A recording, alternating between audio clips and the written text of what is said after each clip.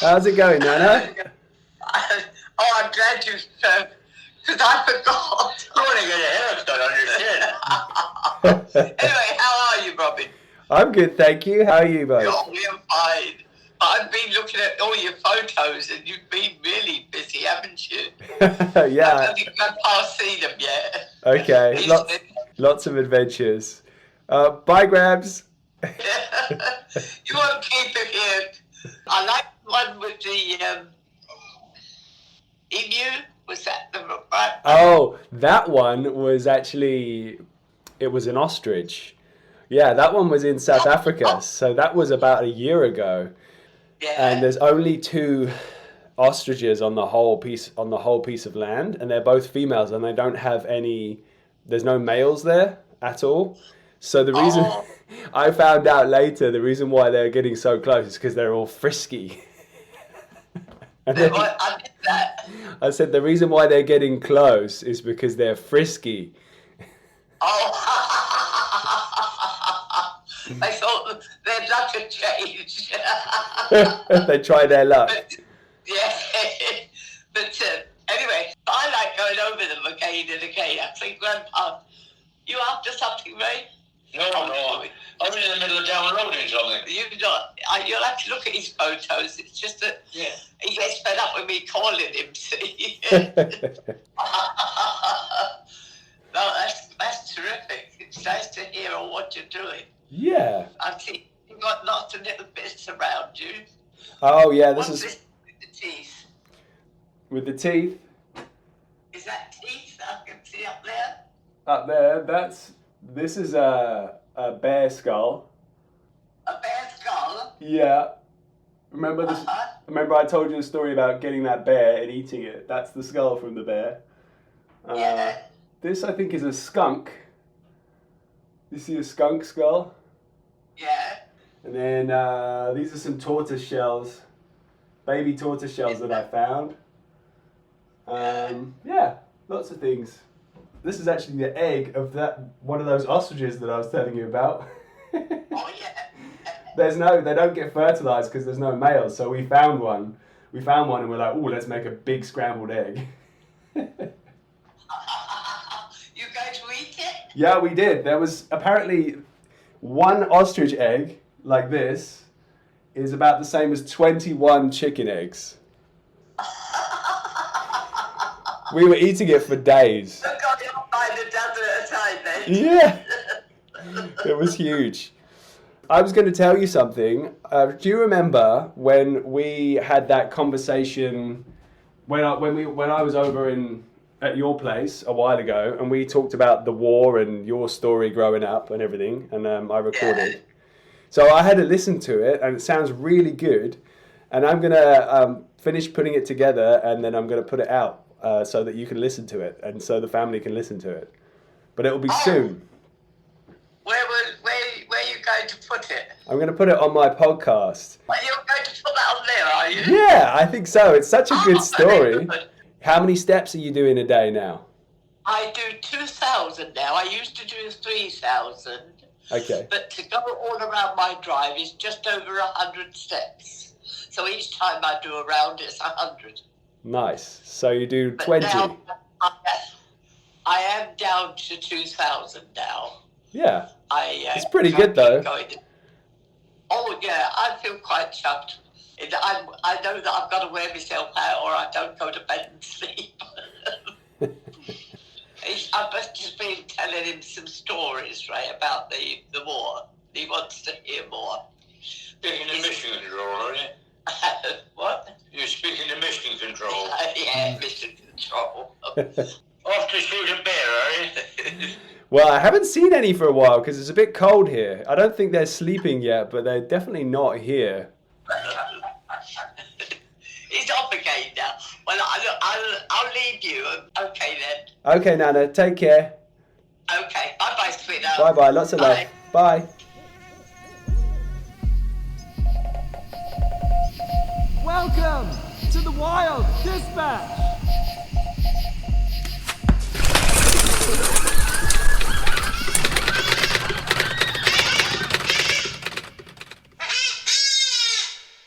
Hello and welcome to another episode of The Wild Dispatch. I'm Robin, and as usual, I'm back with more skills and stories from the wild. First of all, I should say, if you are enjoying this podcast, then please do all the things that people who enjoy podcasts do. If you can give us a follow, leave a nice review even, and even better, share it with someone who you think would like the kind of stuff that we talk about. Today, we have a special episode, which is certainly wild, that's for sure, but perhaps not quite in the same definition as normal. I was back in England a little while ago, and seeing as I had all this recording gear with me, I figured it would make sense to put it in front of my grandparents, who are both well into their 90s. Their names are Ray and Violet Warman, and I thought that it would be interesting to hear their memories of growing up in the 1930s, which is still mind-blowing, seeing as it's not that far away from 2030 right now. So they were kids during the Second World War. They experienced a bunch of stuff growing up in the countryside and in London as well. The Blitz was a very real thing for them. They were evacuees. And while my grandma was an evacuee and moved over to the countryside where it was going to be safer, they remember all the preparations for D-Day and the experiences of the war, rationing and all that stuff. So yeah, I thought it would be a good idea to take down all of their memories of that time and yeah, keep it for posterity. I did a bit of research before this episode and realized that it's pretty unusual to have a couple who are in such a ripe old age who have been married for a very long time as well. They're like had their 60th, I think they had their 60th anniversary. I could be wrong. Sorry, Nana and Gramps, if that's wrong. But yeah, they are, as far as my bad math would be considered, depending on what country you're from, there are only something like 0.001% of the world who have memories from this time. So I'm excited to share this one with you today. It's time for me to stop waffling and let's get on with the episode.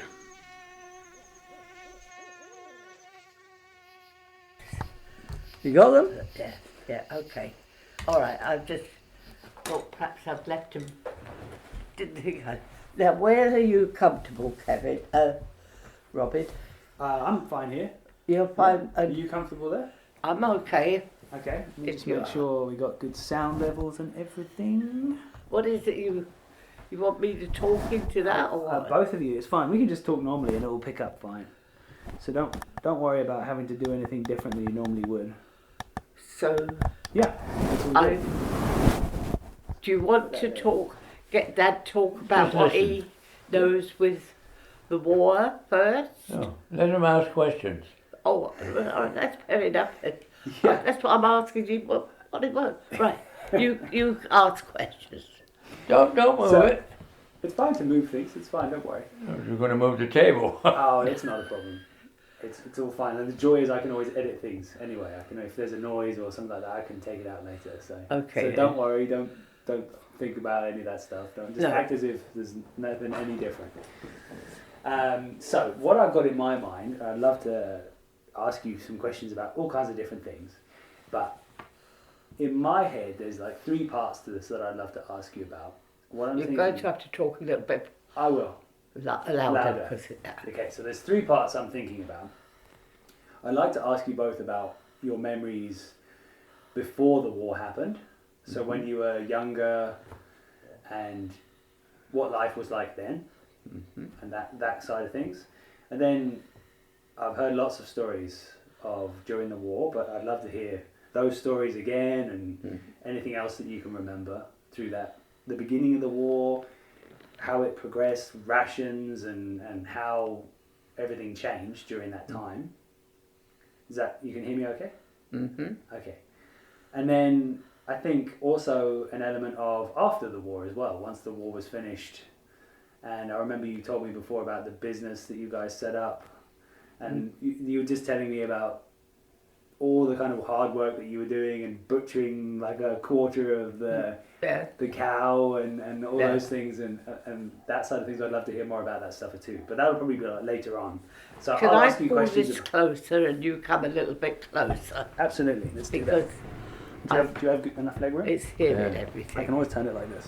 Okay, yeah. Is that good? Yeah, and I want you to come a bit closer. I will come closer as well.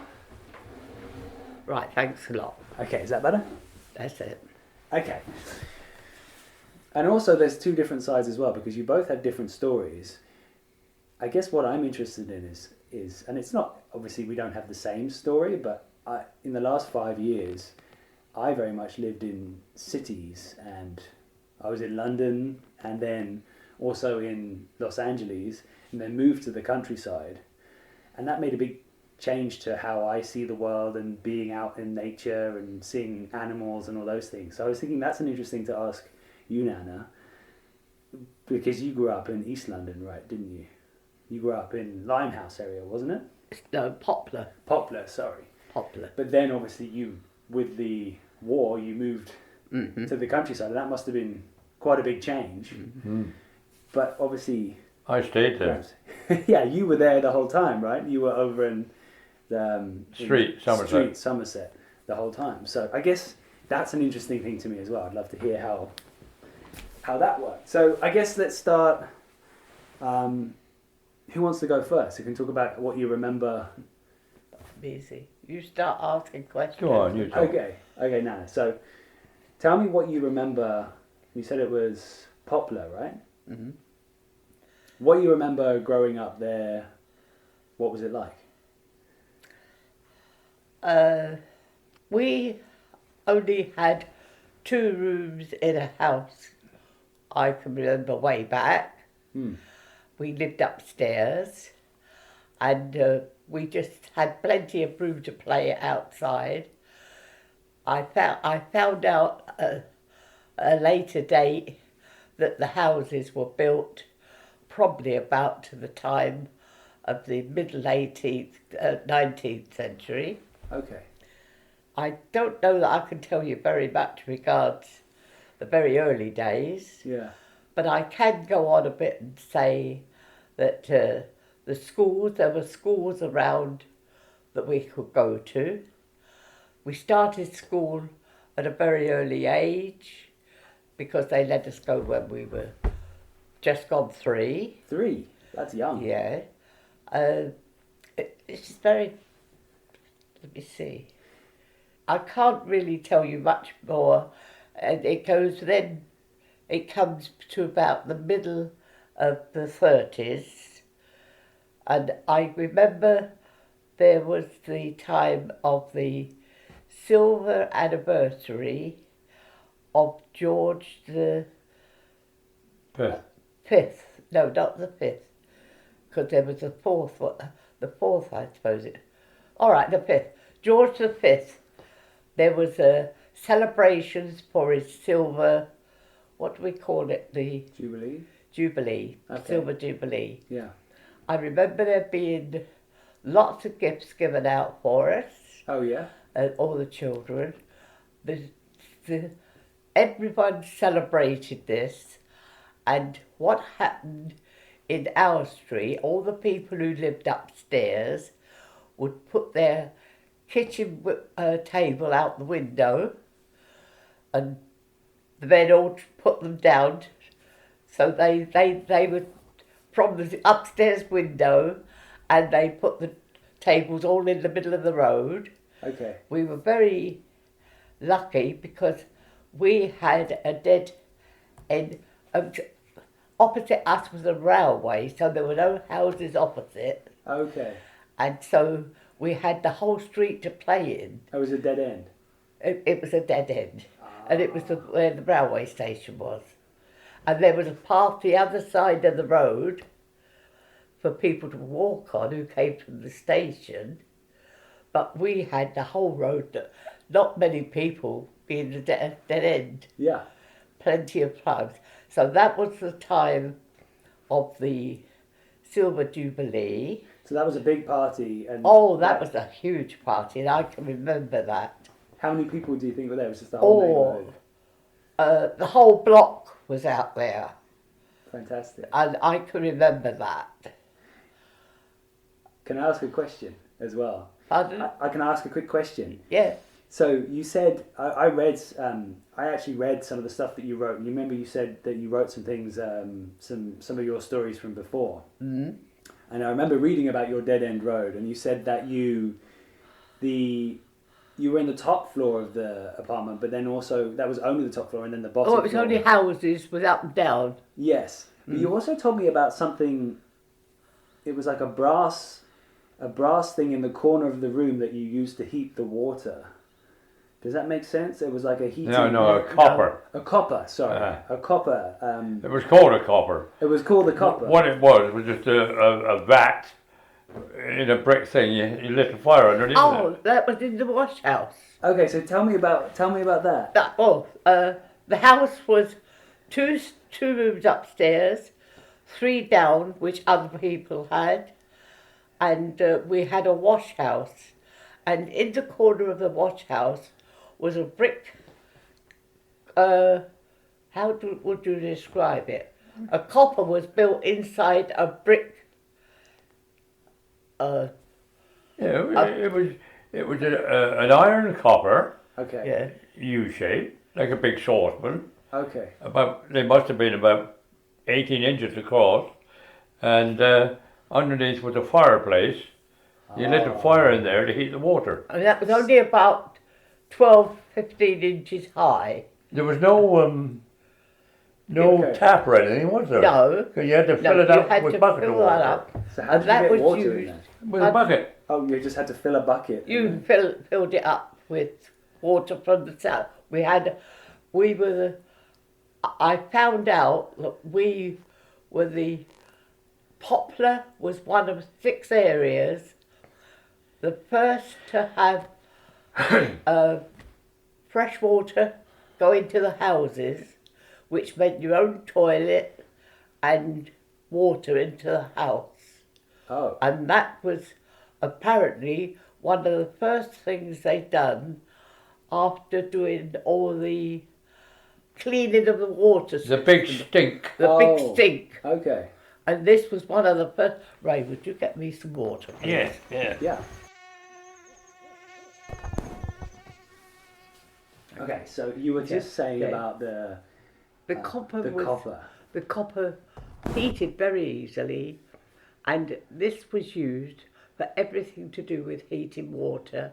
We used it for washing, and I can always remember at Christmas time cooking large joints of ham, whatever we were having for Christmas. So it was used for that. So cooked in like boiling in it. the water. So you Yeah. boiled it. We heated the water up. We also had on the wall a large tin bath and a smaller one, so that the wash house was big enough that we could have this bath in there to have our bath. We'd heat the water in the copper and put it in the bath and then have to empty it. Okay. Okay? And was that on the first floor? No, this was down in That was on the ground yard. floor. So you didn't have to carry water up too No, too no, much, thank no. you. But no, we had no running water in the house. Yes. And that the whole time you were But at the end of the yard, we had a toilet that flushed. there. Okay, like you said, that was part of the cleanup that happened. Oh, well, that was with Gaz and Betty in it, something who done it, There's a renewed book all the written water on, the system for Great London. Stink. That's when they built the Sewerage sewerage systems. Okay. to clear it from the city out to the mouth of the Thames. And what year did that happen? I've got a book there you could read about it if you like. Was it long before? Yeah, that was all done. yeah. That was done the middle 1800s. Okay, wow. And I think it took from about 1840 till 1870 for them to get it cleaned up for London. Okay. And Poplar was one of 6 areas that were first to use all that Yeah. and be more modern. So you're in Poplar, and you've got this nice little closed-off area for you to play. Can you remember what games you used to play? Oh, well. Quite often it was tin cans in the road, Okay. and you'd just chase them and play ball, games up the wall, Hopscotch. yeah, what marbles, just kids' games, spinning top, hoop. And we had a gas pipe, a gas lamp in the corner of the street. It wasn't a closed-in area. Yeah. It was a road, a proper road. Yes. But we only had one side because of the railway, the Yeah, other yeah. side, you see. So it was safer. Oh, what was I saying? You're talking about the games. Well, it was just, The wall of the railway was elevated, and that was the brick wall she was talking about on one side. I didn't Yeah. make that The railway clear. was high, Okay. Oh, yeah, it must have been 20 foot, I expect. 15. Yeah. So you had like a closed-off wall. Oh, and so yeah. you just had a nice And little so nook to play in. this was all our play area. Yeah. We were very lucky. Yeah. And so did you, I'm curious, like, in that area, well, the road, was it a tarmac road? Yes, it was a modern one, and I can remember it being relayed and tarmacked Okay. with a big steamroller. Oh, really? Yes, I can remember the steamroller coming along. So it was steam powered? Yeah, It was a proper steamroller steamroller. that laid at the... You never seen a steamroller? I have from like fairs and things, you know, like... Yeah, no, that's traction engines. Okay. A steamroller had big wheels on the back, but they were about so wide, steel, like a guard roller would be. Yeah, it was Yeah. two big rollers. And a great big roller on the On the front front. that was steering, but that on the back they had like a big spike that they could wind down into the road, and that steamroller would go forward and rip the surface of the road up. So that's how they tore it up. Yeah, Oh, But- so the but old road would get torn up. fascinating that was. But I can remember ours being relayed. Okay, relay. I can remember ours being relayed. But regards anything else, and lots of things, like we'd tie a bit of cotton or bit of string to a door knocker and go round the corner and Annoy the neighbour. Annoy the neighbours. So we were normal Oh, so you would kids. tug on the string and it would knock someone's door. Yeah. We used to do that across the street. Yeah. Tie it on each side of the street onto a knocker, knock one, and then open the door and that would knock the other one. We'd be hiding around the corner laughing. But we only stayed in our own block, and a thing that we always done was we'd all be playing as we got bigger, because these things happened at different ages. And a favourite thing we used to do was we had this huge block we lived one side of, and we would run the whole of the way around the block. Two of you would go in opposite directions so that you see who could win that. Okay, But we it's like a always race. stopped in front of the shops at the back of the buildings so that we sat and had a rest till we went on with it. So we've done that quite often. Okay, so it's But like we- a backwards loop race. That's right. But we did stay in our own areas. Okay. Did it ever feel dangerous where you were? Did it ever feel dangerous, you know, the area? Dangerous? Yeah. No. We were back away from everything. Nice. We were very, very lucky. You got to remember the Great My- Depression was on then. That was during the Great Depression. Yeah, And my dad, up until World War II. It Quite was often all if we depressed kid- area. The country was. Yeah. Okay. Yeah. but quite often, Dad, especially during school holidays, if the children were out playing, he always had this great big cable rope that a couple of the blokes would stand each side of the road and swing it Big rope. so that we could skip. Oh, so you skip under We like skip with, under this big thick rope. with a cable. Couple of men. You know what they tie your boats up with? Yeah. Wow. Yeah. That seems like it could hurt if it hit you. If And it go- the men done that quite a Very lot agile they were. during the school holidays. So we were active in our own way, but I And can't. very fit. Yeah. I can't think of anything more. I've got a question then. I know Oh, okay. What were you going one to say? thing more. The next occasion, royal occasion, was Edward VIII was going to be king. They brought a lot of things out preparing for it, Yes, but it didn't happen. because he abdicated, right? Yeah. He left the country. That's right, he abdicated. Yeah. But that was before he was ever made king, Yes. so it all fell through. But they did bring lots of things out for him at that time. Okay. I've got a question about what was the food that you were eating? Can you remember the kind of food? Did you, because it's a city there, it was London, but like, were there any allotments, or were you growing veggies, No. or did Yeah, anyone have none any of that. chickens or anything? No, chicken was not off the... We had plenty of that. And I can remember you when I had Andrew going uptown and buying the chicken, and you weren't on very much money then, were you? And the chicken cost 15 shillings. And this is when you were about 22 Oh, years old, something like When that. Andrew was about 3, I think. Okay, so No, you're 20, 25. nearly 30. Okay. It was a treat. Yeah. It was a treat to have It was chicken. a big event. Chicken was. A big That's event. one of the things that's come down in price. Really, And that relatively. wasn't a young chicken. It was a boiler. Okay. It had Yeah. stopped laying and was too old for anything else. Yeah. And so you had to cook it the right way then. But that was a That's why they call them old boilers. didn't have that very often. What kind of food were you eating then?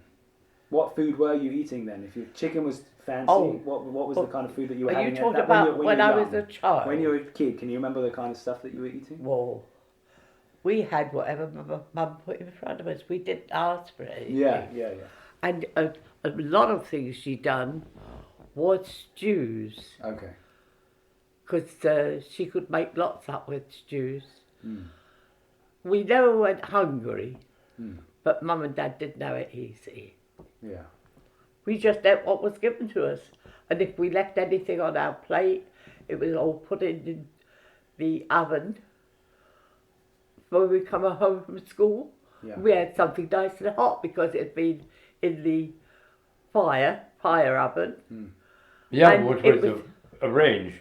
Yes. Or at that time, cast iron. Using coal. And so that or every- No, it was. wood fire. Well, it would have anything been you coal wanted to put on there. Okay. anything, peat. But all Potato these. peelings, Mum, Oh, no, to keep it in. we when had peat. Not when they were there. She'd put all the potato peelings and things in the fire. To keep them burning. Oh, it kept the fire in. It was fuel, wasn't it? It would dry out and then burn. Interesting. Yeah. Everything. So what do you remember about being young in Oh, the street, right?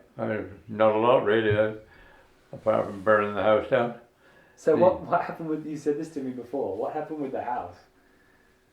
Well, we lived in a place called, it was number 17 Brutash Terrace. And the fireplace had a mantelpiece, and they used to have these antimacassars, like a fringe, like a pelmet would be, around the mantelpiece. Okay. And underneath would be, well, we had an open fire and a big guard around it. Now I would have been 2 years old, I think, and I decided I would put newspaper over the guard. I don't know why I thought I'd watch it burn. Perhaps I was an arsonist at heart. Anyway, the flames from the newspaper caught the antimacassar on fire, which started the fire. And my younger brother, Tony, was in a high chair, so he would have been probably less than 1.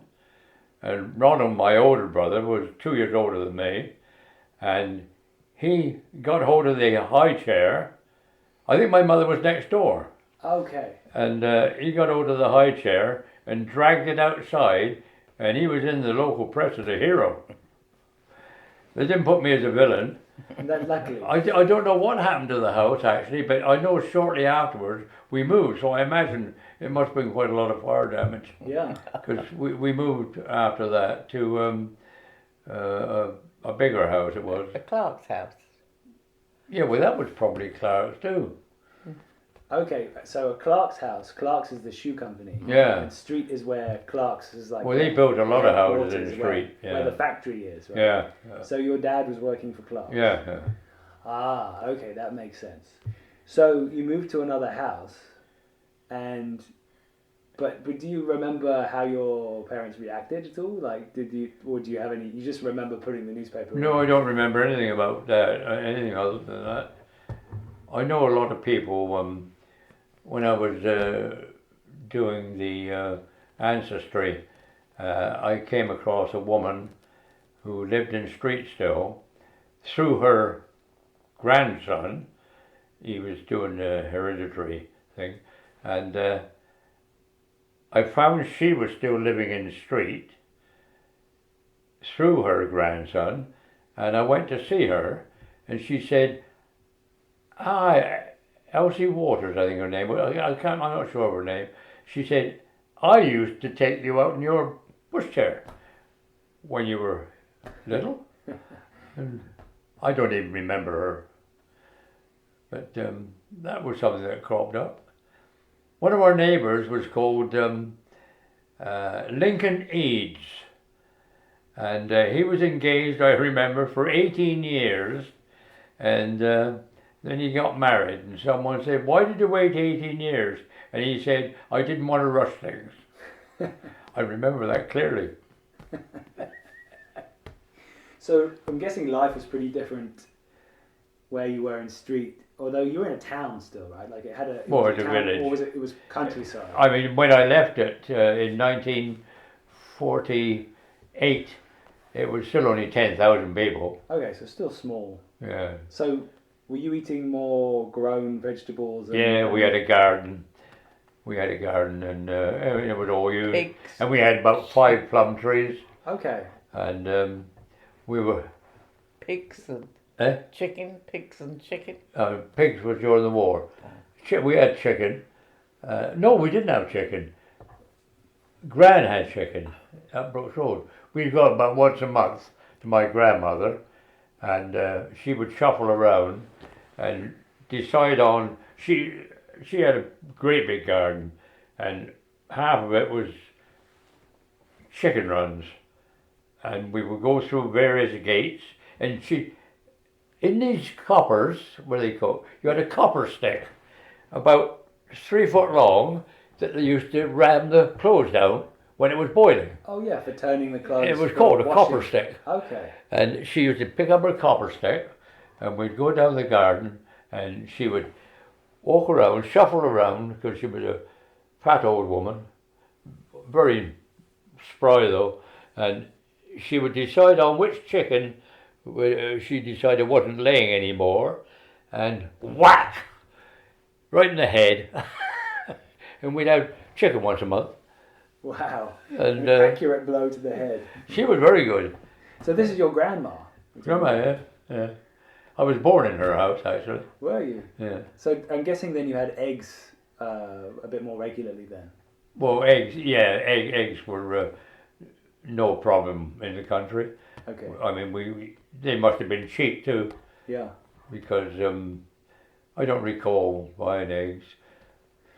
And can you remember what vegetables you used to grow in your growing area? Everything. What did you grow then? Runner beans, carrots, parsnips, potatoes. Well, everything you'd need. Everything we wanted anyway. We never used to buy veg. Really? No. And never. We didn't eat much in the way of salads, I recall. It's all solid foods. When Violet was saying about a stew, you get the scrag end of mutton quite cheap. That was like the part of a old sheep, mutton, not lamb, Yes. mutton. Okay. and that would be the end that people with money wouldn't buy. So it was cheap. So what is the scratch? You're saying it's the part. Well, the part of the neck, wasn't it? You Oh, it's had the all neck. the legumes. Is it legumes? Yeah. That's right. Like So like courgettes. yeah, that's what. And All the seed things. Yes. Bailey, pearl Bailey, and all that kind of thing. Stews were Pearl full barley. really, stews were full of the stuff they tell us we should eat today. Yeah. They tell people Because to eat. they were all very good for us. Yes. And that sounds delicious. No, but it's true. You rarely saw a fat person, though. And also, Yes. it was very quick for big families to make a stew than to make a 3 or 4 course dinner. Through the winter, there was always seemed to be a stew pot going. Always a stew going. yeah. Yeah. Like a slow, like cooking nice and slow. Yeah. And, okay, and so I did ask you. You said a scrag end of mutton. Oh, it's the neck. Neck, right? yeah. So it's just like the meat that's left on The bits of, yeah, that's the left top when end, yeah. When the neck's been butchered, but there's lots of scraps Yeah. on there. And the actual bit of spine, the neck coming up, and probably the skull too. Because they used to Anything, get lamb chaps were the cheeks of lambs. There's plenty of meat on the skull. Yeah. Ah. But for all what it doesn't sound much by today's, I don't ever remember being hungry. No, I don't. That's great. And we've always kept well. Yeah. We had rabbits, easy to get. Okay, tell me about rabbits. What would you? I'm guessing you would trap them, or would you shoot them? No, rabbits. There's something else that was cheap. Someone, being out shooting or,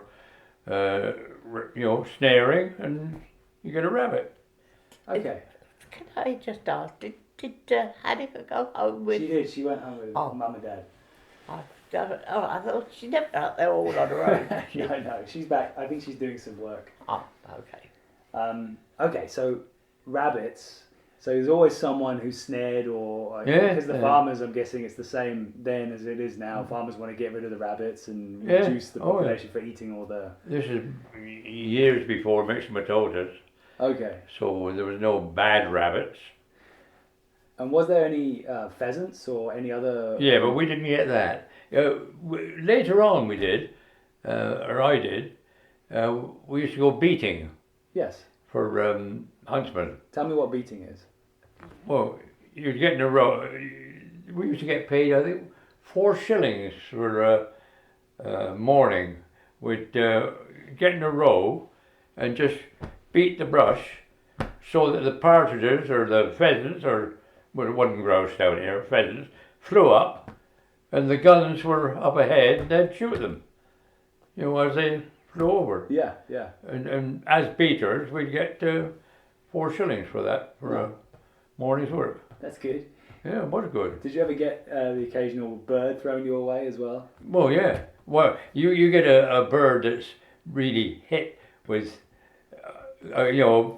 close range, it would be a bit of a mess. Okay, so you had to do a bit of a clean up. Yeah. Picking pellets out of your mouth. Better than nothing though. Yeah, oh yeah. Oh no, but that didn't cost anything, that. Yeah. You get that for nothing. So, question for Nana. So, that time when you were growing up in Limehouse, no, Poplar, sorry. Popular. I keep forgetting that. Forgive me. Can I Yes. break in? Because he told you about setting his house on fire. Yeah. Would that be the time for me to tell you that's when I set my house on fire? I was being very good. We lived 2 days. Is it all right to go on and say? It's a perfect Well, segue. I thought, since he's just said about my mum and dad never went out, but the lady next door on Christmas Eve invited them to come in and have a drink. And my 13-year-old sister was with us. Louis was about, I could have only been 5, Louis was about 2 or 3. Okay. And Louis, your I brother. had a new pair of shoes for Christmas. So it must have been Christmas Day, not Christmas Eve. I wonder why I thought perhaps it was Christmas night. I don't know. But the thing is, I had this new pair of shoes for Christmas. So I thought I'd clean them. And I got the polish out. And we never worried about a gate around the fire because we were taught don't go close to the fire, that sort of thing. Yeah. And the polish was hard. So I thought, well, I'll stop on the polish. I put a lighted bit of paper to the polish to soften it up. And I was in front of the window with lace curtains. Oh no. And everything just went up. Polish burns well. We had a room full of these bits of paper that you rolled together in a ring for Christmas decorations. Oh, kindling. And they were going all over the room. And my sister come in the door. And I remember her going, ha! As she ran. Well, I ran after her. And we never ever found out. A man ran up the stairs and brought my sister out, the young Louis. Wow. But we never ever knew that. And I can remember us all sitting in Mum and Dad's bed. And when the coppers came, and I always remember the copper giving us 6 to share between us. But anyway, I didn't get told off for too much because I wasn't being naughty. I was just polishing my shoes. And Yeah. I didn't realise there was 2 fire raiders in the family. Yeah. Yeah. My grandparents are arsonists. Yeah, yeah, and so anyway, because that was very upsetting. But the man came in, and we never ever knew who it was. He didn't stay. He just brought Louis out. So, but did you see him run up there? No, or just... no, I can't tell you because I'd run after my older sister. Yeah. Some hero just came in and... Yeah, and she came in. Of course, by then, Mum and Dad had come out from next door because they were only next door. Yeah. And did the house get damaged badly, or was it... No, I don't think so. You stayed there? I don't think so. But you kept living there afterwards? I expect there was bits here and there everywhere. Yeah. But so Yeah. so I thought I'd butt in a bit then. No, it's good. And mention it so that it was together like. And at any moment you think of something, just jump in. It's good. I love hearing these stories. So let me think. The next... See, I'm the forgetful one now. Were you thinking of how we moved into the house? Or moved down here. Well... No, we moved... We had 2 rooms and these people were going out and Dad was determined that he would have the house. The bottom floor. The bottom floor. Because you only lived in the top floor at first. We only lived in the top floor and they were moving out and so as they moved out, Dad moved furniture down there so that nobody else could go in there. And we had the whole house then. Okay. And I was about 8 or, I don't know, must have been 7 or 8 by then.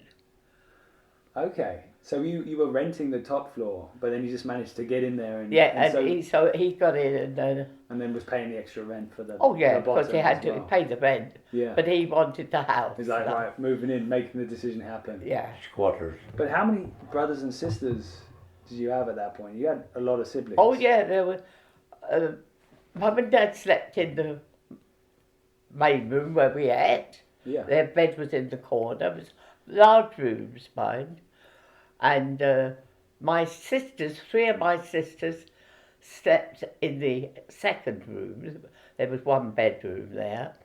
But on the floor, Mum had like 3 little, they weren't mattresses, but they were like Palliasses. palliasse, like an eiderdown would be. So that, and she'd keep them on a bed. Then when the us 3 here was going to bed, she'd take them off a bed and put them on the floor to one side of the room. And we slept like that. So that's your mattress? That was it. How many of you was it? You want to know how many? Oh, there was... I had 6 sisters, 5 sisters and a brother. Wow. 6 sisters and a brother. Fran, Hilda, Maud, Lily, Hilda, Louis, and me. Yeah. There were 6 of us girls 6. and 1 brother. Okay. He was just a baby then. And you all slept on that What, soft floored. Yeah, perhaps there were 4 in the other room. I Wow. can't remember quite. Wow. Perhaps it was Bert and 2 of us was there. Sounds packed So- in so like they- tuna.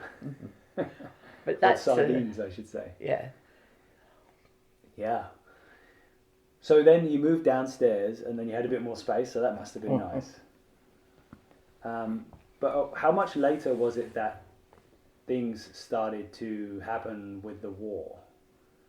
And because you evacuated, right? Like you moved out. But actually, I should maybe ask you, because you said that it was your mum who was affected by the First World War that suggested that you get out of the out of the city. war right? come along, they started saying about us being evacuated, and people wondered how people could send their children away, and we were never told as children anything that would worry us.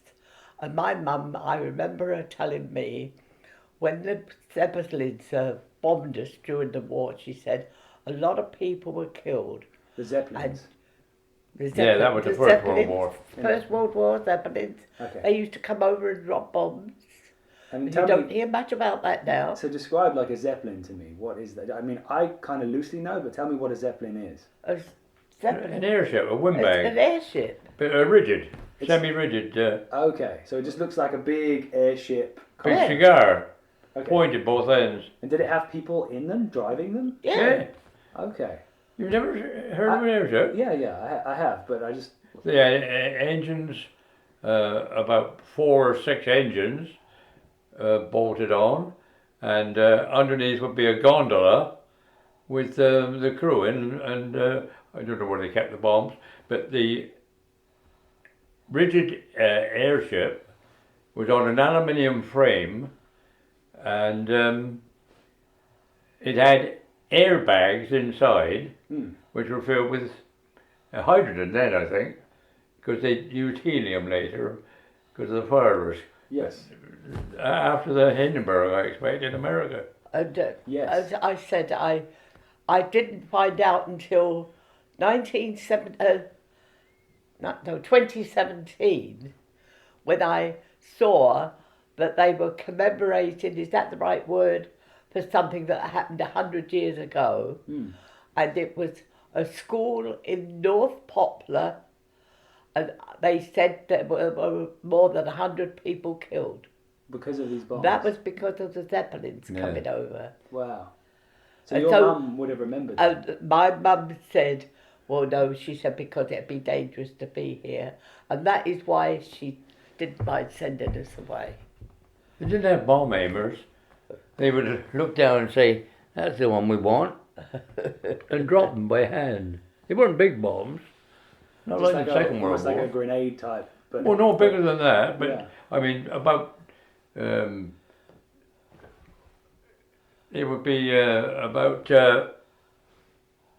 5 kilos of explosive with them. And about 18 inches long. Yeah. Wow. So you didn't know anything about this when you were a I kid? didn't know anything about this, but I remembered Mum telling me why she was letting us go away. And it wasn't until something cropped up in my life and it made me realise this is what Mum must have been talking about from the First World War. And can you remember the day that you went away? Yeah, I can remember that. And I was 11 years of age, and I was just going to start back in September and go to the big school, Ricardo Street School. Okay. And we couldn't go. My sister was going to get married on October the 14th, and then she had to get married quick because they said they wouldn't be married anymore. But anyway, to get back to the being evacuated, that was the first. Instead of starting school, we were going away. We were taken to Oxford, and So did you take the train? pardon? Did you take the train? Oh yeah, we had a train to take us, and we were sent to Oxford, and we all finished up in a hall, and people came in to take us out to whatever, ever, we were going to live. Yeah. Everybody was very nice. When we were there, their schools gave up half the day so that the evacuees could have the school for half a day, and the teacher used to walk us all around wherever we could to keep us occupied on the morning, and we went to school in the afternoon. The next week we went to school in the morning, and they had the afternoon. Okay. But that's how they worked it all. Everyone was very kind to us, couldn't grumble at all, and it was like a phony war at those 4 months, that when it started. Because nothing had happened. And there was nothing happened. And then come Christmas, people started being taken back to London. Lily and Bert went back before us, This is your... Louis and me, Okay. but we went back at the end of January, I think. Okay, so you did go back. I went back there. Were you glad to see your parents again? Oh yeah, yes. We were brought up then to take everything as it come. Mm. We weren't given things to worry about. Okay. And then it was, we stayed in London up until June, when they said that they were going to send us away again. And the ladies would try and keep the kids occupied in church halls and things like that. And anyway, we went back, and then we were sent down to Somerset, which was a long further away. Much further. Couldn't grumble at all. I had nice people. I was never treated badly. That I had no problems. Were you, I'm guessing because you had lots of siblings, did you get split up and put with different families? Louis and I were always kept together. They kept sisters and that together. Okay. Brothers and sisters. Okay. Lily was with Bert into another house. Okay. And that's another little story, really. That Go on, you can tell. Well, no, there was all boys there, and Bert was only 5 at that time, and there was 6 boys in the house. The youngest one was 9, and as an adult, you can understand where a 9-year-old would feel jealous of a 5-year-old come into the house to have more attention, and he was always making Bert's life miserable. This little 9-year-old. Yeah. And so Lily found Bert crying because he said he'd hit him again. So she hit him. Well, she was 12, and she was told she shouldn't hit him. So she was in trouble. Yeah. And so the headmistress come down and said, "I'm going to take you to school," she said, "on Monday, and I'm going to show you up in front of the whole school." And Lily said she wasn't going to do that to me. And so she said to Bert, "Don't worry, Bert, we're going home." So what she done, she sent a letter to my dad saying that she'd come and fetch her.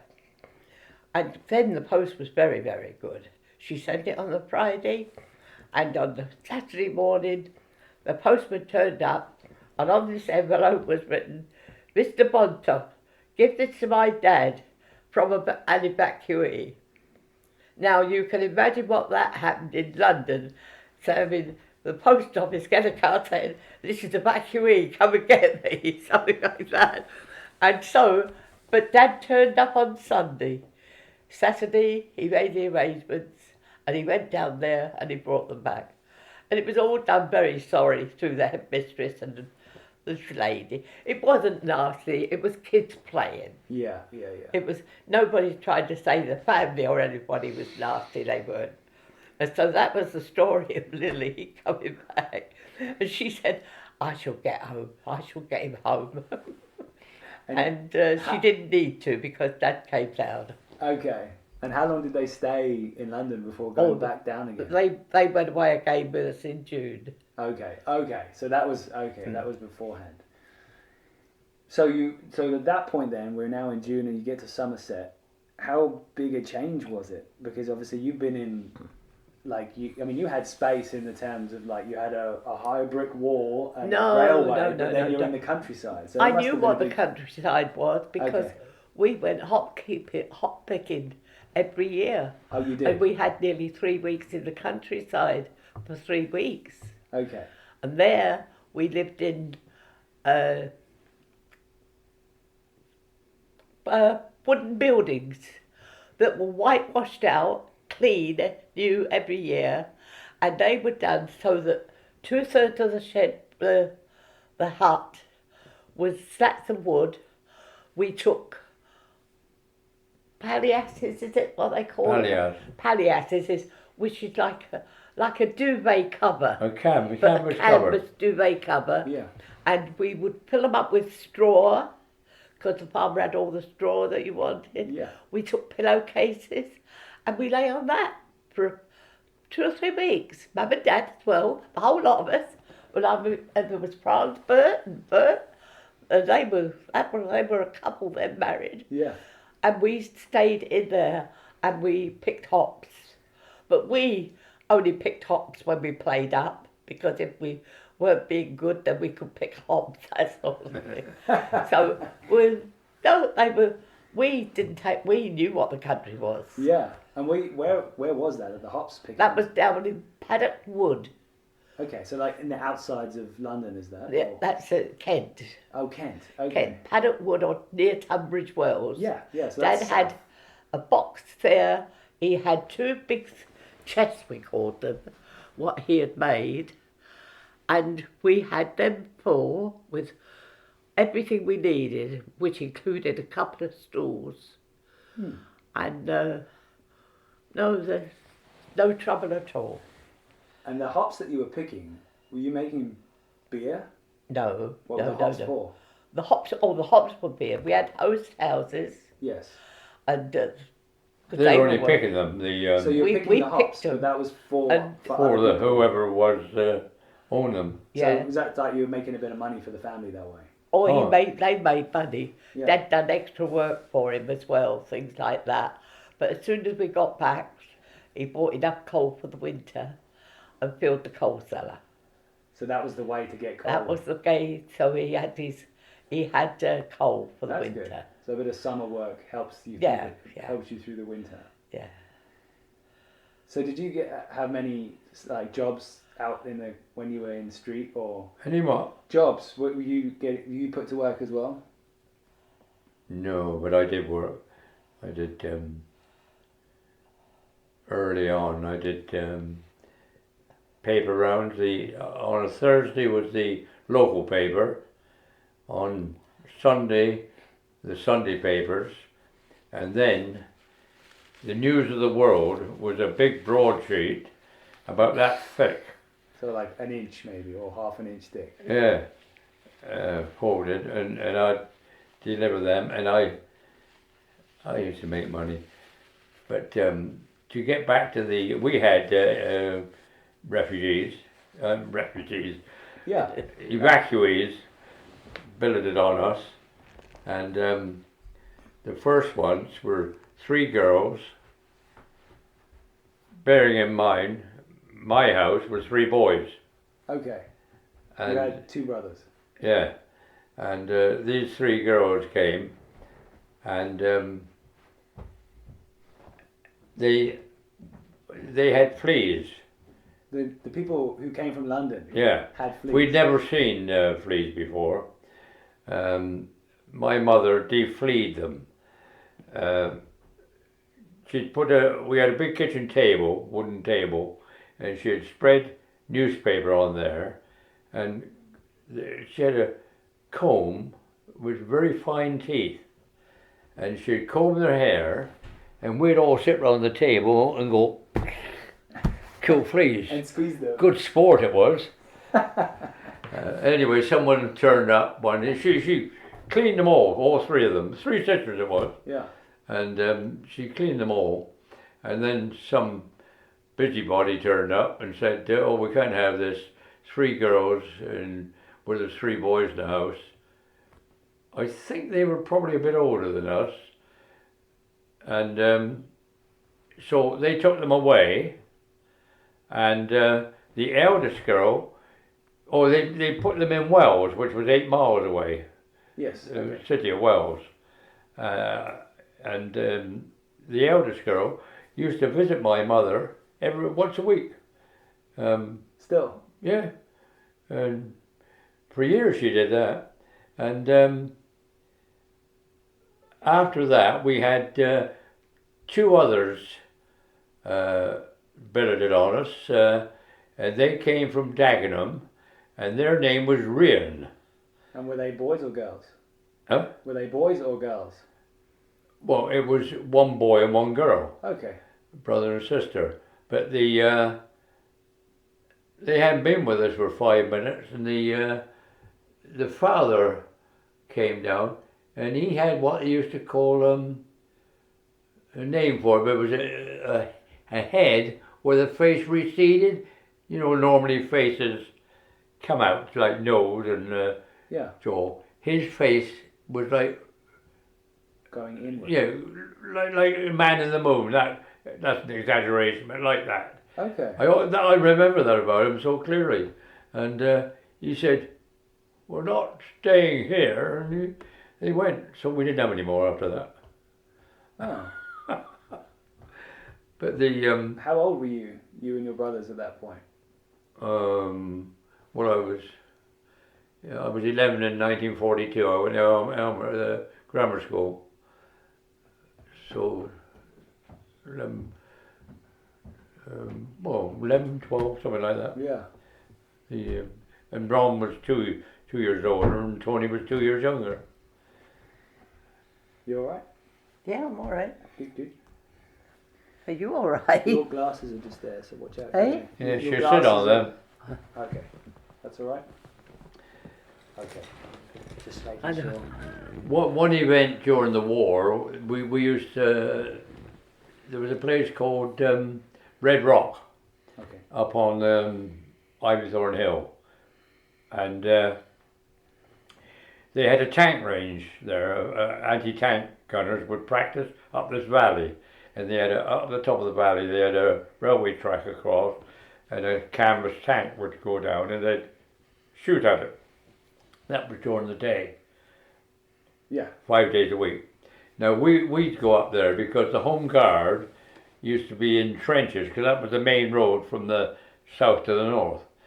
And the Home Guard would be in trenches up there over the weekend, and we'd go up and get withy sticks and mud balls and throw them at them. Until they just chased us up a hill, but we could run up a hill a lot faster than they could. So the Home Guard were like the home defence, kind of local military. Yeah, the militia, like. Okay. They were called the Home Guard. First of all, they were LDV, Land Defence Volunteers. Then they changed it to the Home Guard, and you probably saw a program, Mannering and that lot. Yes. I mean, that very typical.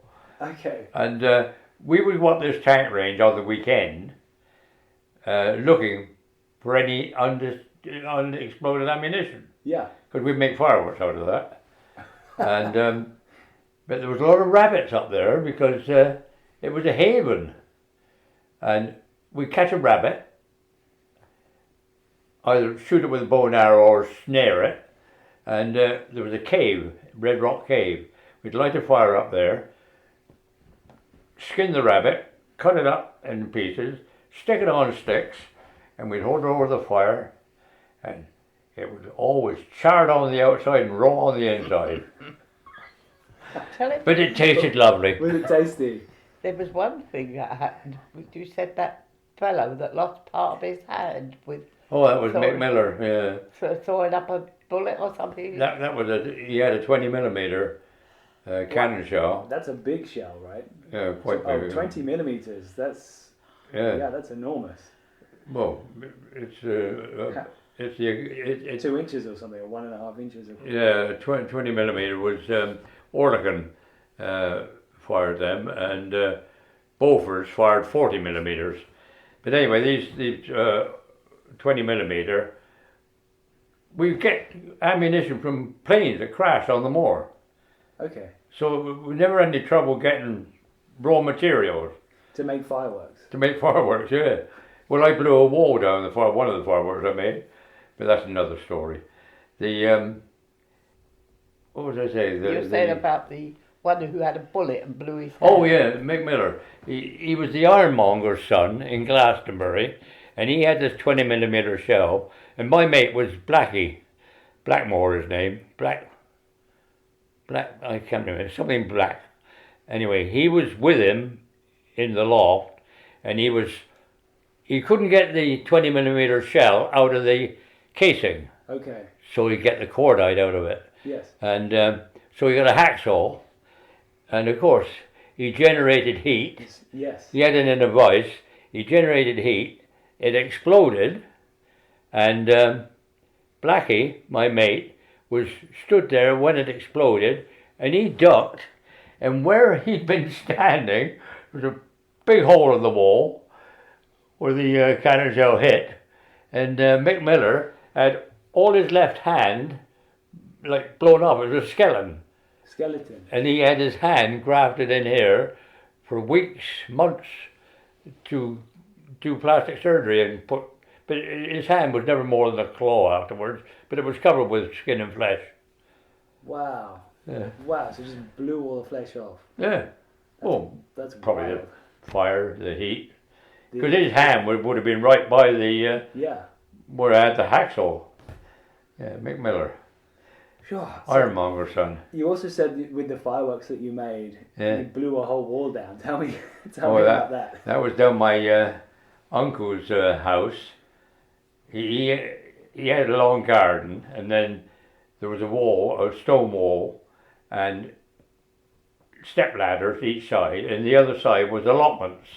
And down by this wall, I made these fireworks, and I thought it was a good idea to bind several together, and so I did that. And I thought I'll put it in the wall there, because the stone will shield the blast. Half the wall came down. I wasn't a very good explosive expert. Well, you seem to do a pretty good job in some ways. I found an incendiary bomb, and that was I took it in back. Unscrewed it. German incendiary bomb. No fear or stupidity. Well, what is an incendiary bomb? Well, it's a small bomb. They drop them in what they would call cluster bombs now, I expect. Okay. About so big. Like a foot. With a fin on it. Like a foot long with a fin. Yeah, about that. And the bottom end was covered with an explosive. But I wanted the magnesium that was in there. Oh, because it burns very hot. Yeah, stripped magnesium. Very good on fireworks. and you just unscrew the fin part, and you can tip it all out. So I went in back lane, which was just across the road from us, made a heap of it. It was like a whitish grey powder with all these strips of magnesium in there, and put it back. So, oh, beautiful. They're really bright. Yeah. Because magnesium is, I remember, I didn't look at it with my barrels, but in school I remember using goggles, and it's like unbelievably bright. Beautiful flame it was. I guess you didn't have any eye protection at this point. No, eye protection? Didn't know what it was. We had our gas masks, that's it. Oh, we had gas masks. We had gas masks. So what was the moment then? You were both experiencing this beginning of this war coming in, and this was a great opportunity for you to make fireworks when the munitions were coming in. When did you start getting gas masks? Was that No, we didn't win. They were issued. But was it early on they gave? Yeah, right, beginning of the war, because they used gas in the First World War. But we had ours the summer holidays before we were evacuated to the Somerset, because that's when they gave out came around. Okay, in London. Cardboard box about so big with a string on it that you could use as a strap. I don't think we had them when we went, not the start of the war. It must have been pretty quick. Unless it was before I went to Oxford. Because it was can't remember exactly. It was the fear of, because they used chlorine gas in the First World War, mustard gas. Perhaps it was lead, but not quite sure about that. Yeah. There's a big fear of them using gas. So, But ration books came in the January after the war started. so this is 40 then. That would have been January 40. Yeah, 1940. I've still got my ration book. Have you? Yeah, the it goes nearly as quick. But the thing is, I do remember the green books were for children up to 18 years of age, Okay. and the brown, like the fawn-coloured books, were for all the adults. The different things were for the children. I don't know if you want to get started on that Yeah. bit there. Yeah. And what affected the children mainly was the sweets, if you know what I mean. Mum had all the ration book for that. But the sweets for children were 12 ounces a month, Okay. Of sweets. sweets. Adults was 8 ounces a month. Now you had those rations no matter what. We had our rations, we had no trouble having our rations.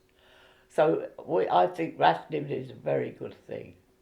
And did that happen? Did the rationing start when you were in London, or was it when you were further? No, I had my ration book when I was in Oxford. In Oxford. So it started early on. Started pretty early. Yeah, that was started very early. Um, Just I think they That's were when the issuing civil about. service was good. Yeah. You really couldn't grumble about rationing, could you, Ray? Everybody got their rations. And I'm guessing the rationing on your side, Gramps, wasn't such an issue because you got so much veg and everything being grown already. Well, that was veg was never rationed, was it? No. No, No. but I mean, if you have so much food already coming in from the ground. Yeah, we had no problem with food. All Dig for Victory Yeah. gave the country what they needed. And that there's land girls done it as well. I mean, What's land girls? a land girl was the ladies who had to go out, like all people of 21 had to go where they were told. War to work. go. War work. That's what war work. Oh, Yeah. and that was land girls. They Okay. went to farmers to help on farms and things like that. But there was all this digging for victory. Everybody was encouraged to turn up their grass and grow. And most people did. Yeah. Most people did. They dug up their front lawns and grew their veg. And by us growing all what we could, that left more for the towns and the cities. Yeah. I There was remember nothing wrong with rationing, believe me. it worked. Yeah. And I remember you telling me yesterday about a big field where a lot of it was divided up, and some of it was for Dig for Victory, and then like a third of it was for kids playing. Oh, that was the That was park.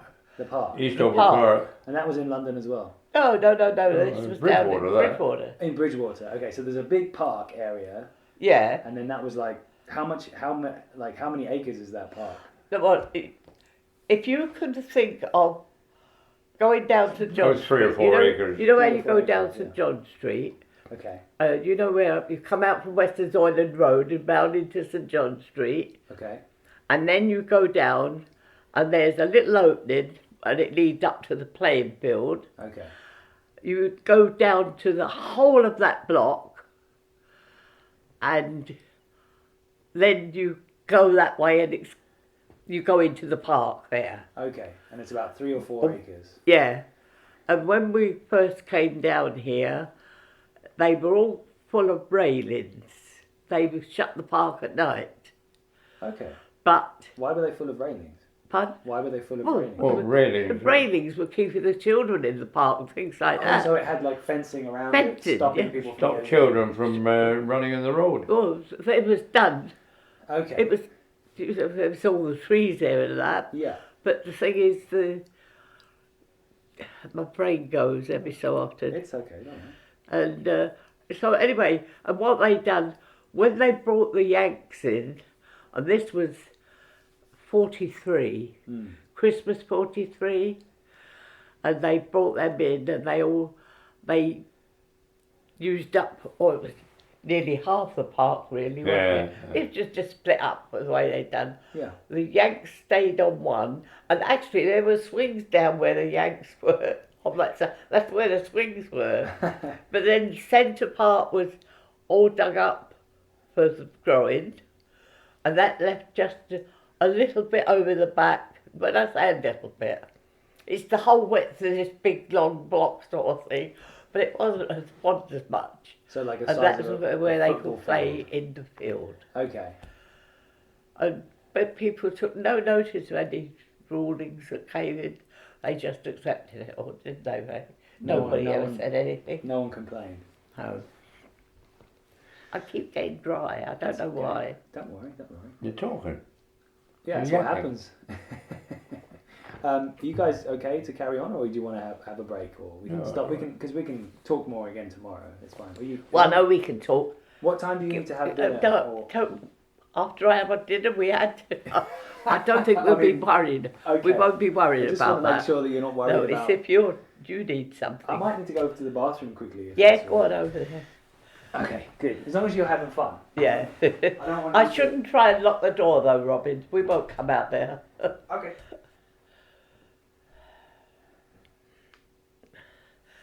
Another quarter of an hour would be plenty, wouldn't it, Ray? Huh? Another quarter of an hour would be plenty. I think so. He's interested, isn't he? Interested in getting it all down. Yeah. But I can leave all that about the war tomorrow.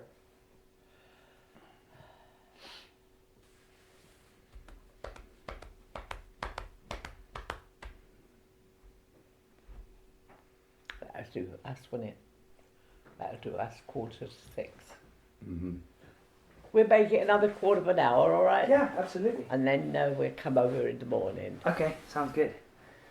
Thanks again, though. I'm enjoying hearing all your stories. Are you? Yeah, really Oh, am. good. I'm glad you are. It's fantastic. I love hearing all these details. No, I think it's important that you get it all down, actually. Yeah, I mean, thank you for sharing it with me. Yeah.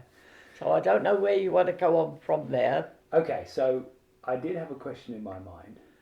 So we were just talking about the way that the park in your local town was, Well, how? the way where the park was divided up. Yeah. But what I do want to come back to, because I think we'll get to that in a minute, but there's something that Gramps said that sparked my ear. You said that you were hunting rabbits with a bow and arrow. You know me by now. I enjoy a bit of hunting with the bow and arrow. Did you make the bow and arrow? Or Yeah.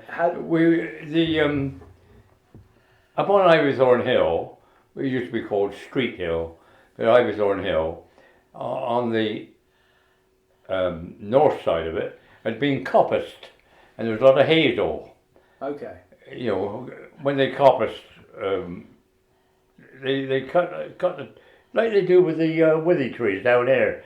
So it's a tree that you cut the top off. Yeah. Oh no, you cut all the growth off. Okay. So you've got, anyway, these were growing from the ground. So hazel growth is very straight. Okay.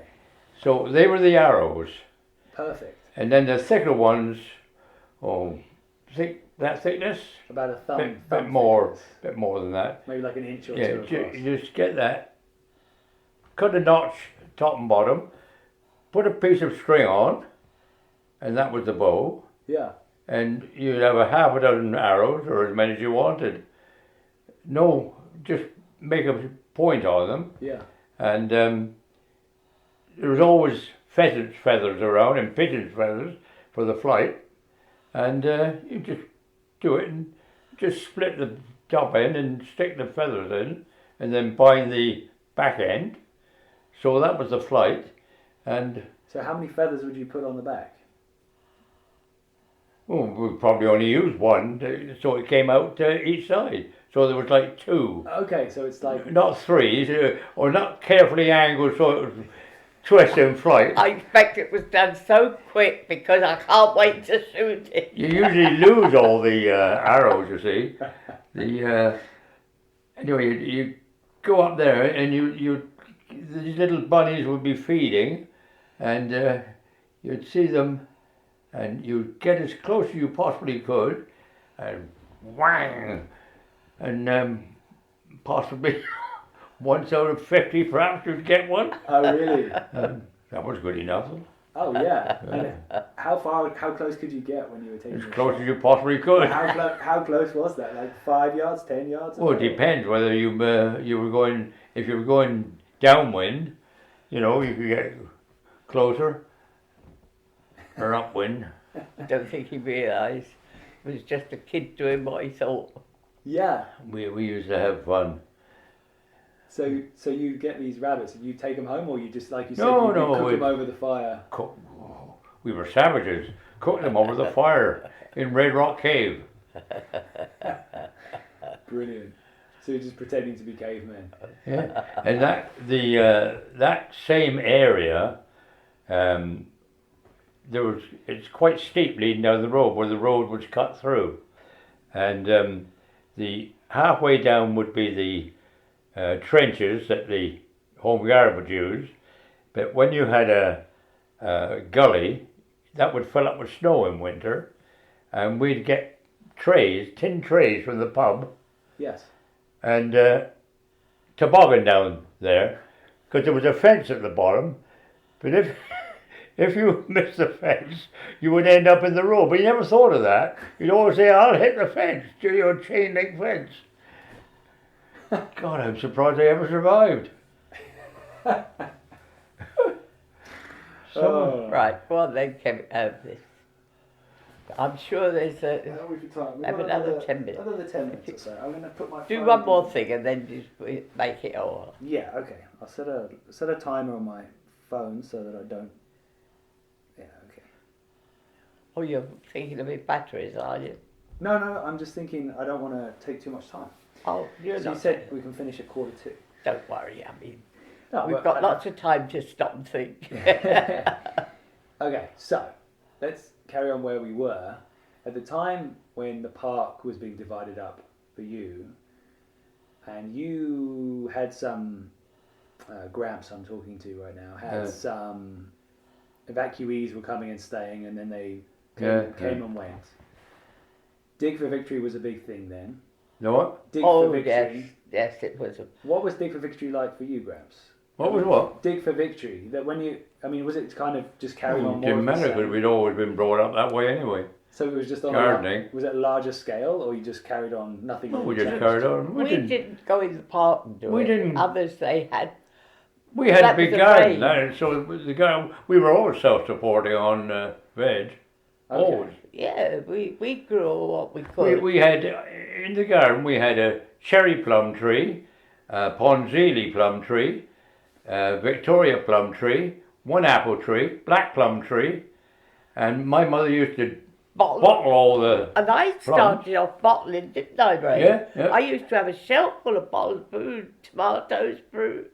So it's like preserving it. Yeah. Yeah. So do it in, a In way its own that juice. And suck the air Do out. it in Sure, a kilner yeah. jar, a proper kilner jar. well, what you do with a kilner jar, you put it in there, rest the lid on, and put it in the oven, so that, well, I suppose it's semi-cooked, but it drives the air, or heats the air, and then you take it out of the oven while it's still hot, put the lid on, screw it down, and that would make a vacuum then, when that cooled. So Oh, it no, I seals it. didn't do mine like that. That was preserved then. I always done mine, boil it in the saucepan, put the jars in the saucepan. Yes. Bit different, It does different the same ways thing. of It's doing like it, yeah. making Yeah. it hot. Yeah, but I've done lots and lots of that when I had 3 kids, didn't I? Okay, so that carried on for a long time. Oh, yeah. Oh, Oh, we yeah. always had all that my, was just something people done because you got baskets of fruit and everything. So And something else we done here, yeah. we blackberries. We could go out and we got quarters of a pound for all the blackberries we picked, Oh, did you? and that was used. They were kept in the pub next to us, and you'd go in there and give all your fruit, and that was people done that. So to that's a good collect- way of making some extra money. Yeah, and I know that acorns were collected to feed to the pigs. Ah. Okay. I thought you were going to say you used the acorns because That's interesting. So the pigs will just eat the acorns and they're happy. Oh, that was just Oh, given. That happened when I was living out in the country. When we first came to Somerset, and the lady used to say, "Come and pick up acorns." She'd take us round and we'd pick the acorns, and pick them up as all we saw. And she said they can feed them to the pigs. And I guess that's good. It makes the pigs fat, and that makes. Oh. Yeah. Pig, it didn't used to have what they do now with pig pellets, pelleted food. It would be, you buy a bag of, what was it called? What? Anyway, you'd buy a half underweight bag of this powder, which was like something or other. And then you'd have potato peelings, well, anything you'd boil up, and then you'd when it was all boiled up and soft, you pour the powder in and stir it up so you had a slurry, and the pigs loved it. So that's like the slop that they would. Yeah. That they would eat. Yeah, and 50% of that would have been what would normally be thrown away today. Oh yeah, you just throw it in a bin. We put ours in a compost bin, but It was compost and people would bring what they've got to give you to make. because they know you want it for the feeding the the pig. pigs. So you guys didn't make any compost then? You just used that. You Oh, just, we did. Oh, you Well, also did. Violet wouldn't have, but we did, because that was natural anyway, composting. But you do that, you just drive some stakes in the garden, bit of ground that didn't grow very much, Yeah. and put board in and just chuck it in and turn it over. Just yes. Exactly like they do it on television. Oh, we do the same. But we thing. always did that. You do that, do you? We do the same thing now. Yeah. All our food scraps. We don't have pigs, but maybe that's a good idea. No. Yeah. Okay, I think that's probably a good time for us to wind up for today. But We've got through quite a lot. we really. have. But we haven't done very much, it seems. We've. done a quick. I feel you've taken quite a lot, Mm. but I think we haven't gone through to our So then, all if there that. were some things that you feel like we've missed, then Eh? we can talk about them tomorrow. But is there anything that you feel like we missed out on, or? On that. I can tell you, I was a budding entrepreneur. I did a paper round on Thursday evening after school. I worked for a greengrocer delivering stuff, and this is all before I was 16. And I did the paper round on Sunday, and I also, later, when I started work at 16, I used to hire a coach to go up to Bristol Speedway. Yeah. And I ended up taking 3 coaches. That's when I was at work. I could sell the seats and make money on it. But when I was at school before, and dances too. I would do dances at Yeovil and places like that. What does that mean? Well, You sell the tickets. I would hire a coach from the travel people, the coach holders, Okay. and sell the seats for popularity. For people to go off to a dance. Yeah. Yeah. I used to go to, not all the time, with And Graham, but I used to go out around different, coaches village would take you to halls. wherever the dance was. and we'd go to dancing. And, Well, I was running the coaches in my lot, and but before I left school, with all my entrepreneurial skills, I was making money. Yes. And I didn't know, but I dropped my purse. I had a leather purse, a flat top purse, and the headmaster, Charlie Rose, he hated me. He was a headmaster, and he didn't. Oh, he did. He held it up at morning assembly, and said, "Has anyone lost anything?" And I thought, that looks like my purse. Felt my pockets, and I haven't got it. So I went to his study after assembly and said, that's my purse. He said, there's a considerable amount of money in there. I said, yes. He said, how did you come by it? I said, I earned it. How much is in there, he said. I said, 12 and 6. I knew exactly what was in there. And he said, oh. I was very good at sports. I was the fastest runner in the school, and a long distance runner too. And had swimming too. And on prize giving day, he called me up. He said, oh, I never expected to see you for academic honours. He hated having to give me a prize. But anyway, he hated me, that bloke. And he didn't like the fact that I would earn but that money. And my brother was working full-time at school, 2 years older than me. He was working full-time, and I was earning more doing odd jobs than he was full-time. How did he feel about that? Your Don't brother? know. He wouldn't have worried anyway. Ron died just over a year ago. Oh, did he? Yeah, He was 90. wouldn't have bothered him. He did Sunday morning papers too. Yeah.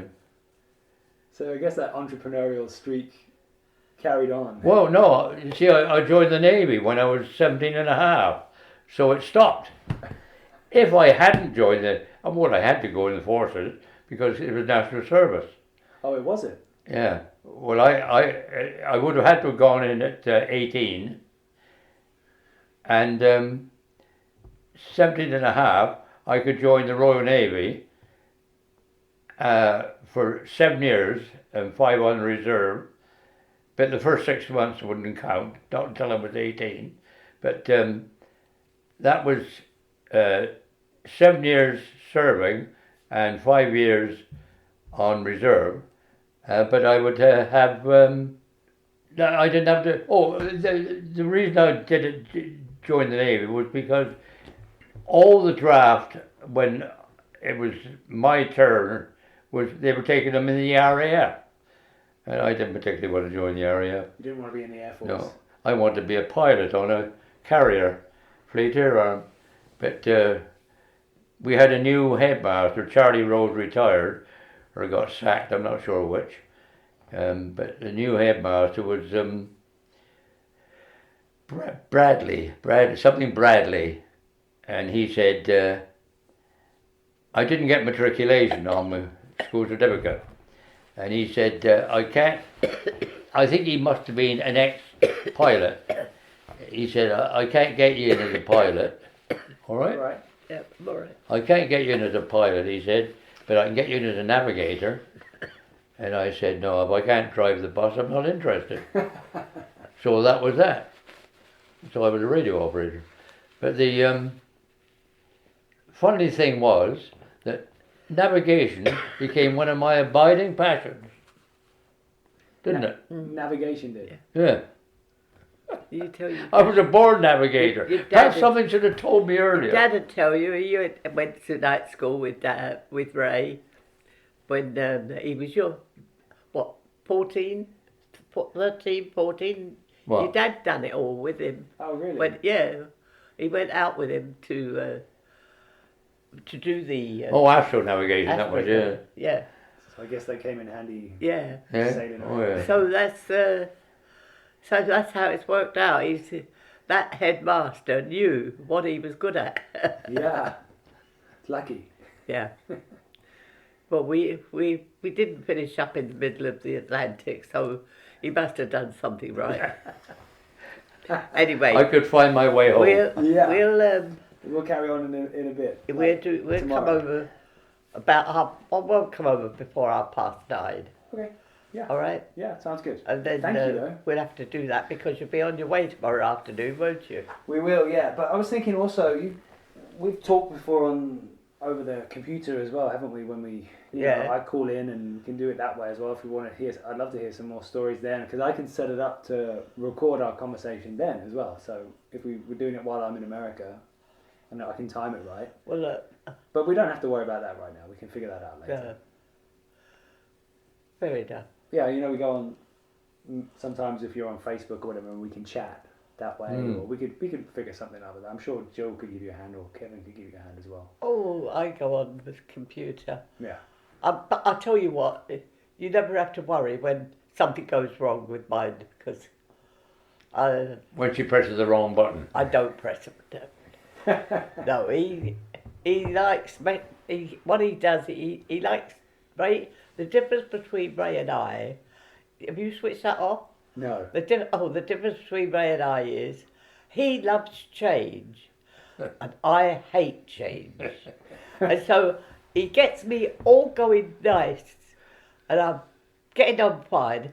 Then I say, oh, he's had a change. He's gone in and he's done. Well, that'd be different for her. That'll be change for her, you see.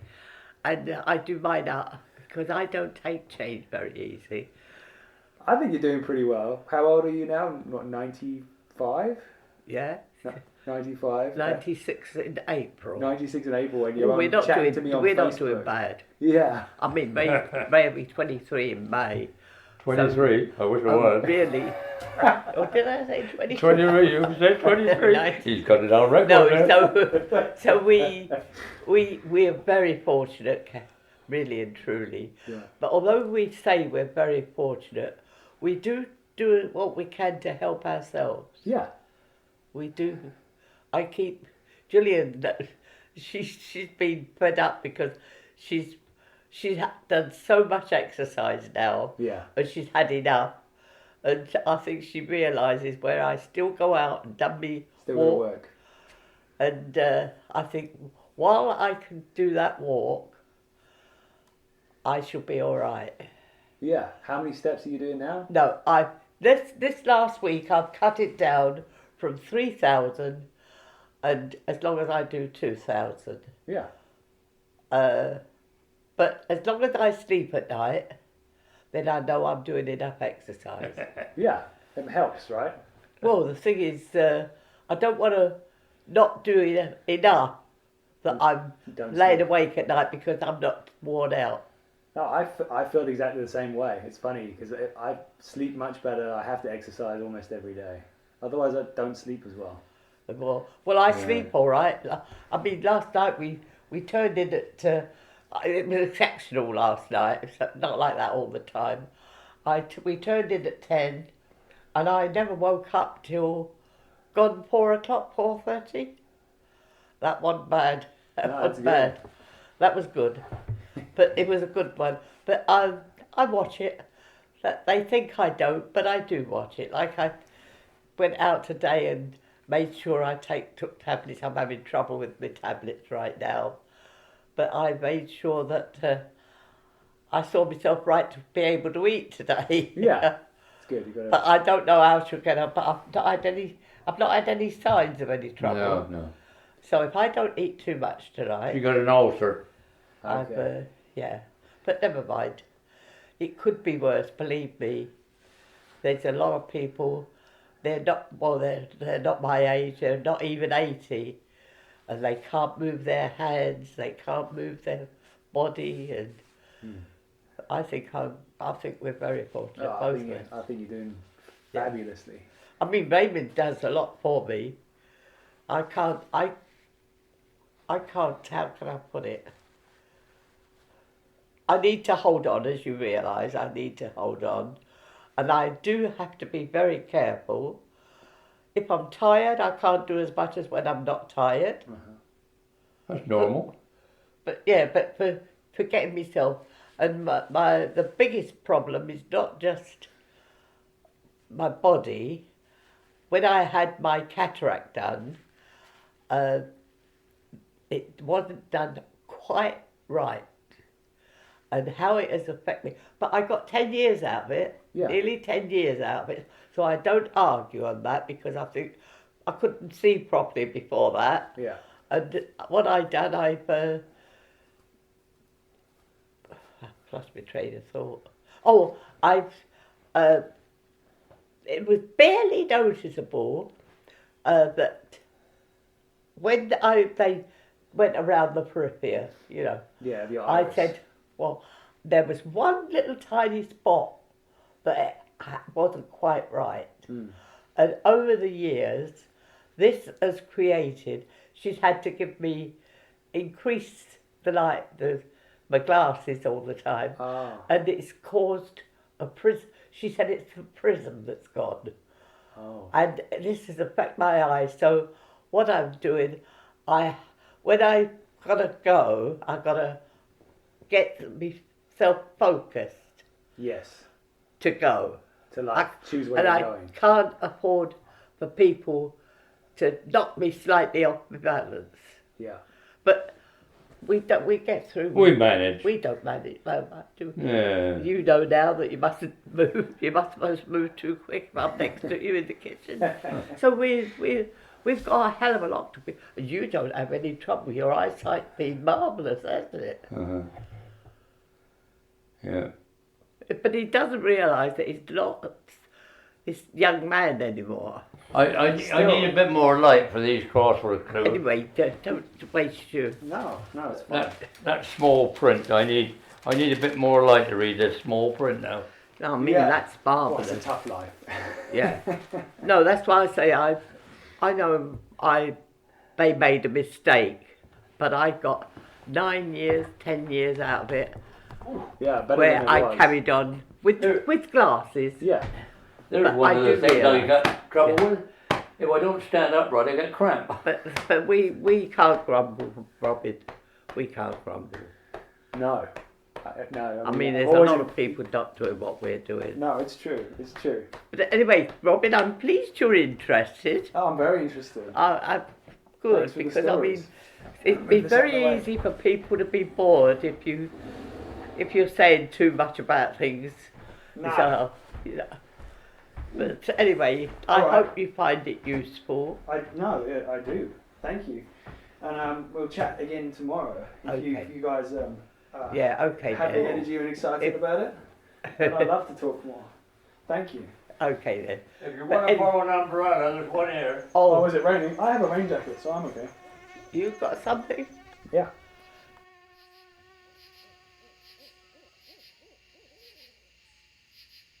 Right, that's another episode done and dusted, polished like Jubilee cutlery, or silverware I should say, and put away in the drawer. A big thank you again to Ray and Violet Warman, Nana and Gramps. They were very, very keen to help me out and share their stories, so I'm excited that we managed to sit down together. If you did enjoy this episode and you have enjoyed some of the episodes that you've listened to before, then again, it would be fantastic if you can do the things that people that enjoy podcasts do.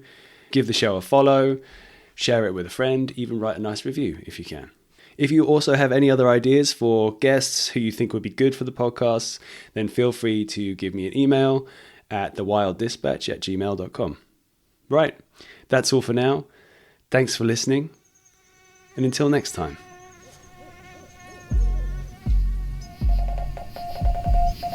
Welcome to the Wild Dispatch.